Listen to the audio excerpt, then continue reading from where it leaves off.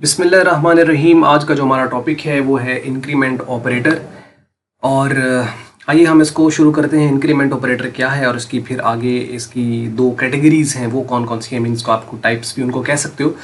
तो 9th chapter element of सी, उसका हम टॉपिक डिस्कस करने जा रहे हैं, इंक्रीमेंट ऑपरेटर। आइए शुरू करते हैं विद एग्जाम्पल होगा ये।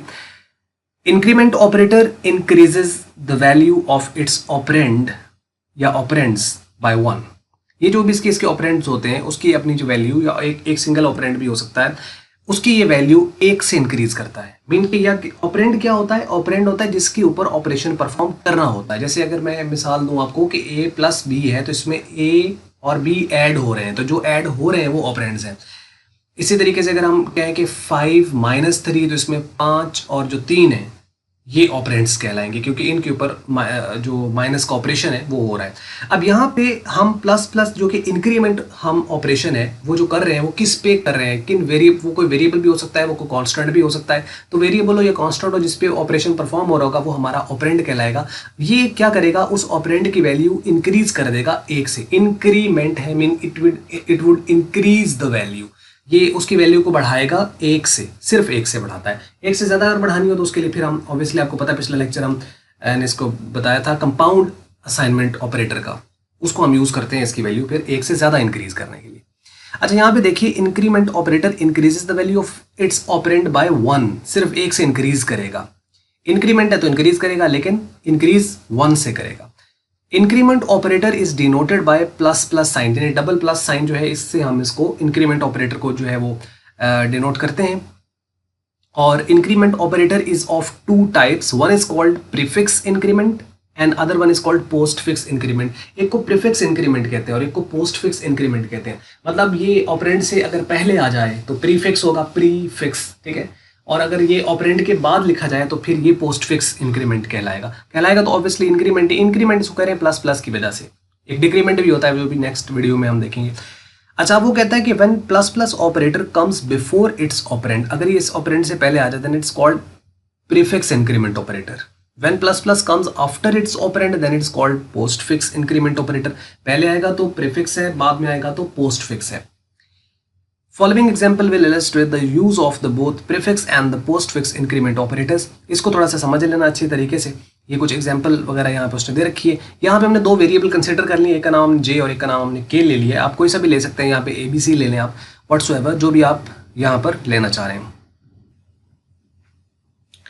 अब यहाँ पे फर्ज कर लीजिए कि जे जो है उसको हमने एक वैल्यू असाइन कर दी है 10, ठीक है, और k को हमने इसके इंक्रीज वाली वैल्यू असाइन करनी है। और उसके बाद हम इन दोनों को यहाँ पर प्रिंट कर लेते हैं। प्रिंट एफ स्टेटमेंट हम यूज करते हैं वैल्यूज को प्रिंट करने के लिए। वो ऑब्वियसली एक सीक्वेंस में एग्जीक्यूट होगा, क्योंकि ये सीक्वेंशियल स्ट्रक्चर बन जाएगा। तो पहले ये होगी, उसके बाद ये वाली स्टेटमेंट होगी और फिर इसके बाद आने वाली। अगर हम इसके बाद k के बाद हम j और k की वैल्यू को प्रिंट करें तो हमारा क्या आंसर आएगा?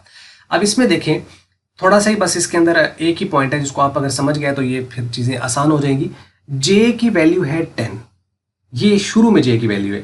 अब हम जब j की वैल्यू यहां पर हम ले रहे हैं तो वो कह रहा है कि प्लस प्लस j। अब ये है प्रीफिक्स इंक्रीमेंट ऑपरेटर। ये क्या करेगा? j की वैल्यू को पहले इंक्रीज करेगा और इंक्रीज्ड वैल्यू k को असाइन करेगा।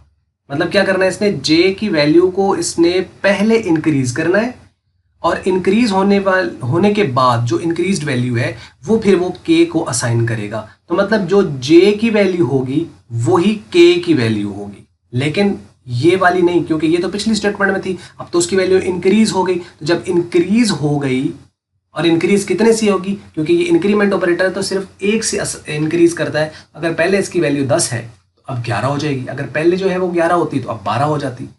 सिंपल 1 से इसने इंक्रीज करना है। इसका मतलब ये है कि यहाँ पर जो कि इंक्रीज पहले आया है, जो कि 10 से क्या हो जाएगी 11, और ये 11 k को असाइन हो जाएगी। तो इसका मतलब k की वैल्यू भी कितनी हो जाएगी? 11 हो जाएगी। तो after evaluation the value of j and k will be 11। j और k की जो वैल्यू है वो 11 होगी, because prefix increment operator increases the value of operand by 1 first, then it assigns the value to the variable। तो ये क्या करेगी? असाइन करेगी वेरिएबल k को। इसने क्या करना है कि पहले इसने वैल्यू को क्या करना है, इंक्रीज करना है, और इंक्रीज करने के बाद जो रिजल्ट आएगा वो के को असाइन करेगा। तो इंक्रीज करेगा तो जे की वैल्यू 11 हो जाएगी, और 11 इसको असाइन होगी, तो दोनों की वैल्यू क्या होगी, 11 होगी। बात समझ लगी। अब इसको इसी पोस्ट फिक्स पे समझते हैं। यहाँ पे देखिए जे की वैल्यू कितनी है, 10, और यहाँ पे वो कहता है कि के को असाइन करो जे प्लस प्लस। अब प्लस प्लस पोस्ट इंक्रीमेंट है, मतलब जे की वैल्यू बाद में इंक्रीज करनी है, लेकिन उसको असाइन पहले कर देना है के को। अब जे की वैल्यू क्या है, 10, इसका मतलब 10 वैल्यू जो है वो के को असाइन हो जाएगी यहाँ पर। तो के की वैल्यू कितनी हो जाएगी, 10 हो जाएगी, और उसके बाद जे की वैल्यू को ये इंक्रीज करेगा, और उसके बाद जो स्टेटमेंट होगी वो एग्जीक्यूट होगी। सपोज करेंगे यहाँ पर हम इस के is equal to J plus plus के बाद हम यहाँ पर अगर कर रहे हैं, यहाँ पर उसका प्रिंट एफ यूज कर रहे हैं, तो ऑब्वियसली फिर यहाँ पर उसमें जे और के की वैल्यू हम प्रिंट करें, तो जे की वैल्यू जो है वो तो 11 प्रिंट होगी, लेकिन के की वैल्यू जो है वो 10 प्रिंट होगी। क्यों? क्योंकि जे की पुरानी वैल्यू असाइन हो जाएगी के को, तो के की वैल्यू वही होगी जो पुरानी जे की वैल्यू जो कि 10 है, और जे की बाद में इंक्रीज होनी है, तो मतलब 10 से वो 11 हो जाएगी। तो जे की 11 हो जाएगी और के की 10 ही होगी। और यहाँ पर आपने प्रोग्रामिंग में ख्याल रखना है खास तौर पर, यहाँ सेमीकोलन जो है वो आना है इसके बाद। अच्छा, इसके बाद है जी, after evaluation the value of the J will be 11 but the value of the K will be 10। ठीक है, यानी के की तो 10 होगी क्योंकि पुरानी वैल्यू के को असाइन हो गया, और जे की ऑब्वियसली इंक्रीज होनी है, तो इंक्रीज बाद में होनी है, तो बाद में इंक्रीज होगी, तो इसका मतलब ये है कि वो 11 हो जाएगी।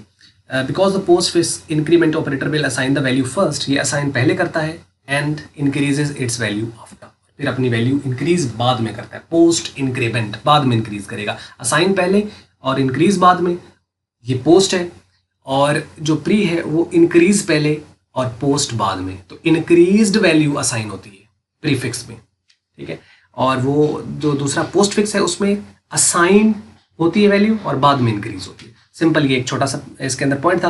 तो ये उम्मीद करते हैं आपको ये टॉपिक समझ लग गया होगा। इंक्रीमेंट ऑपरेटर का, इसको यूनरी ऑपरेटर भी कहा जाता है क्योंकि ये एक ऑपरेंड लेता है। अगर आप इसमें गौर करें तो इसमें एक एक ऑपरेंड है, यानी यहाँ पे देखें ये ऑपरेशन किसके ऊपर परफॉर्म हो रहा है, जे के ऊपर, तो ये यूनरी ऑपरेटर कहलाता है, यानी एक ऑपरेंड लेता है जिसके ऊपर ये परफॉर्म करता है। तो यूनरी और बाइनरी वो होते हैं जो कि एक से ज़्यादा, यानी दो ऑपरेंड लेते हैं। जैसे प्लस ऑपरेटर है तो वो 2 लेता है, माइनस है तो वो 2 ऑपरेंड्स लेता है, मल्टीप्लाई हो गया, डिवाइड हो गया, या रिमाइंडर हो गया, तो वो 2 ऑपरेंड्स लेते हैं, उन्हें कहते हैं बाइनरी ऑपरेटर्स। बस ये एक छोटी सी वीडियो थी और उम्मीद करते हैं आपको ये समझ लगी होगी। अगर आपको मल्टीपीडिया की वीडियो अच्छी लगी तो उसको अप्लाई कर लें, शेयर कर लें दूसरों के साथ। अगर आपको अच्छी नहीं लगी तो फिर आप इसको कर दें डिसलाइक। और वीडियो देखने का बहुत शुक्रिया।